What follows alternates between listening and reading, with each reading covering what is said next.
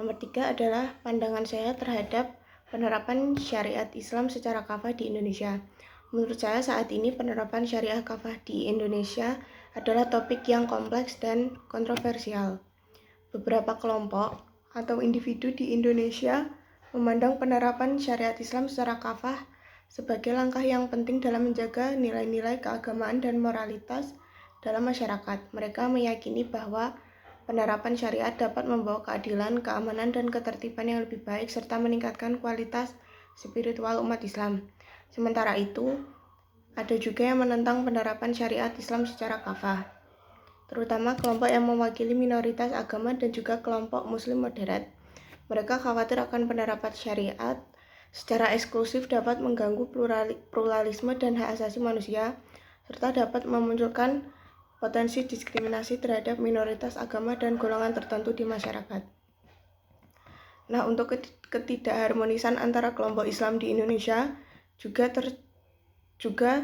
telah menjadi perdebatan yang panjang dan kompleks. Kelompok Islam yang moderat seperti NU berupaya mengintegrasikan nilai-nilai Islam dengan prinsip modernitas seperti demokrasi dan hak asasi manusia. Kelompok Puritan cenderung menekankan pada penerapan syariat secara ketat dan menolak interpretasi moderat yang fleksibel. Sementara itu, kelompok moderat cenderung mendorong pendekatan yang lebih inklusif dan toleran terhadap perbedaan dalam praktik agama.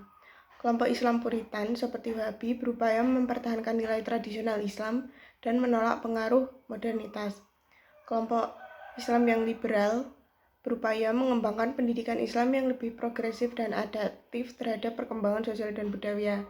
Kelompok ini cenderung menekankan pada kebebasan individu, penafsiran yang kontekstual terhadap teks keagamaan, dan kesetaraan gender yang lebih luas.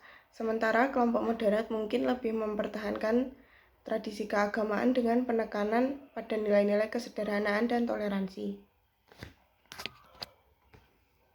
Terkait data sejarah dan substansinya dapat dilihat dari beberapa sumber. Seperti yang pertama, penerapan syariat Islam secara kafah di Indonesia masih terbatas dan seringkali menghadapi kendala seperti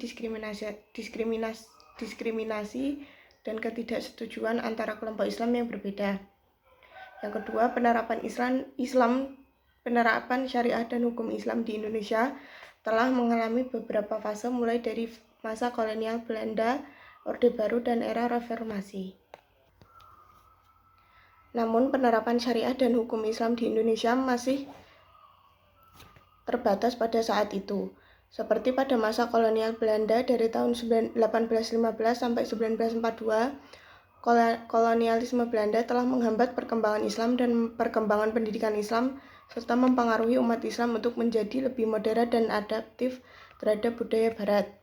Lalu di masa Orde Baru dari 1966 sampai 1998, pengembangan sistem hukum nasional di Indonesia telah dimulai pada masa ini.